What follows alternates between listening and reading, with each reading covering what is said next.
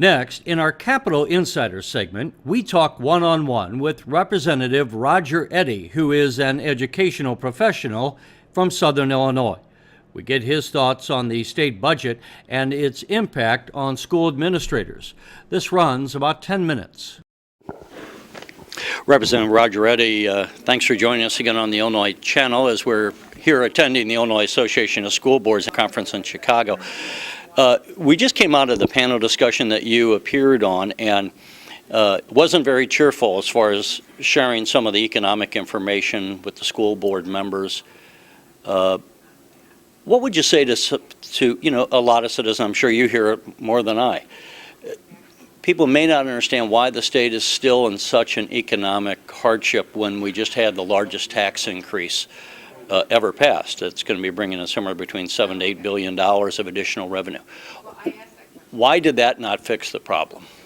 Well, I think for two reasons. First of all, the number of years that spending increased without stable revenue sources. I mean, from 2003 through 2008 and into 2009, appropriations increased, and the way the appropriations were funded were smoke, mirrors, dedicated funds were swept.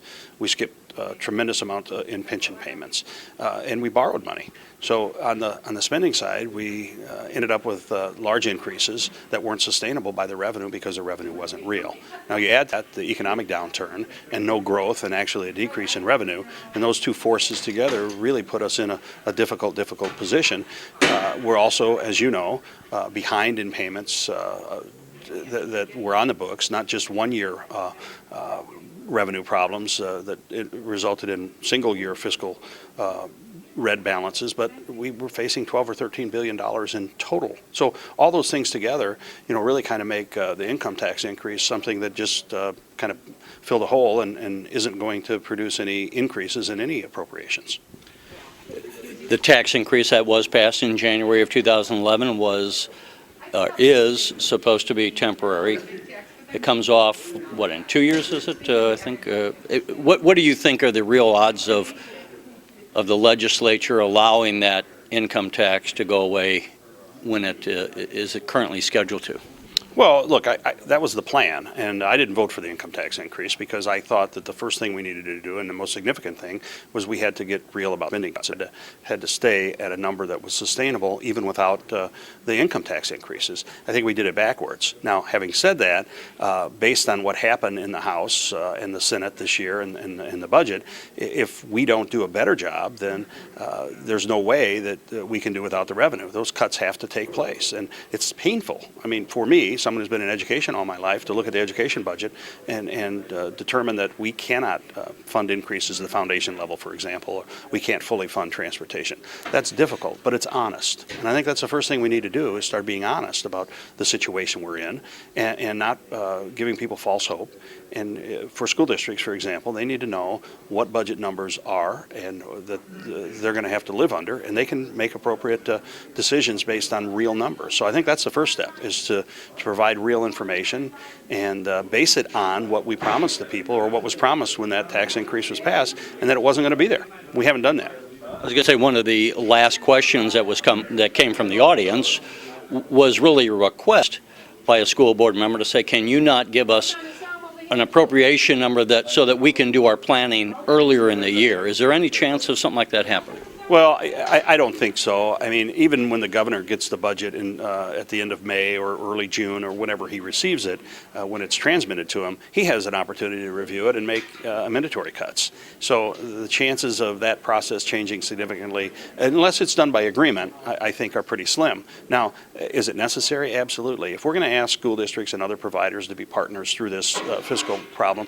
we should be upfront, honest with them, and make some commitments. And if we did that, as you heard, one of the people in the audience said, tell us what we're going to get.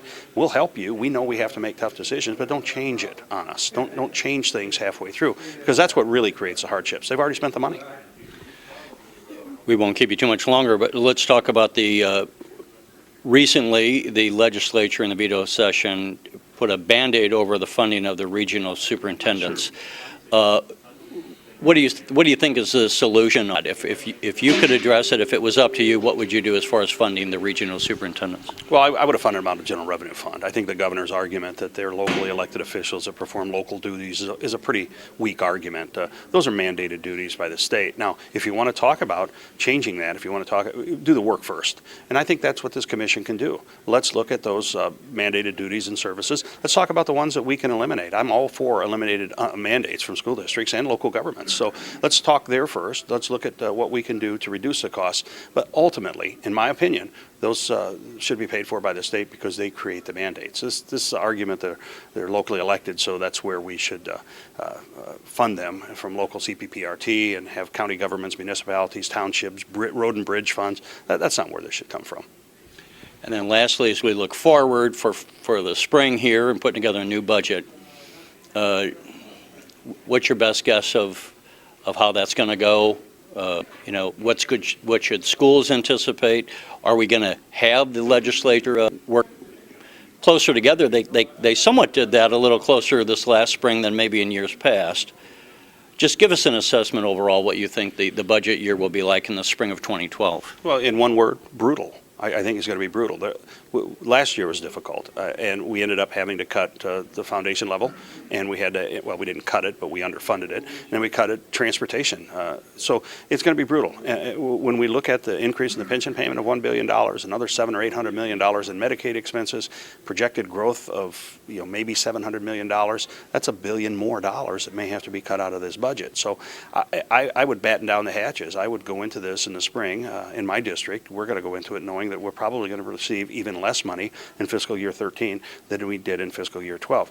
To me, the key is to be good partners as we go through this very difficult time and not heap on school districts additional unfunded mandates at a time when we're not funding the foundation level. And hopefully the folks in Springfield and the General Assembly will get that message, because the last thing we need to do is to, even if it's reforms we all agree on, and I think a lot of Senate Bill 7 are reforms we agree on, the last thing we need to do is create an expense for school districts when we're not providing them money to transport kids to school, for example. So it's going to be a very, very difficult budget. I don't think anyone really understands how difficult yet, because until the cuts are made, they're all theory. But once we begin to make those cuts, I think people are going to see. Let me throw one more out there. Maybe this is too big of a question to answer, but people talk about consolidation. They've been talking about that for years.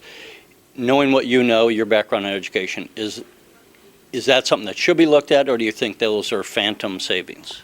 No, I absolutely think we should look at it. Now, remember, the savings are mostly to the local districts, and the governor's projection that the state could save that money, I think, is a little bit misleading. But first, you, again, have to do the hard work. We should not consolidate districts that are doing a good job and are fiscally prudent districts. There's no evidence that suggests small schools, just because they're small, should not exist. Some of those spend less per pupil, are in a better financial shape, and do a better job academically. We should leave them alone. Now, should we look at that? Should we maybe talk about efficiencies, talk about how we can get out of the way in some cases to maybe incentivize reorganization of districts and come up with some creative ways, like cooperative high schools, funding them much differently, and maybe allowing for some of the construction money, or creating a pool of construction money to build cooperative high schools. So those are the kind of things we should look at. At the end of the day, though, the two primary considerations, the fiscal and the academic consideration, should drive this. It certainly shouldn't be some number drawn out of the air for a budget address by the governor of 300. That just made no sense to anyone. Representative Roger Eddy, thank you for joining us. Absolutely, anytime.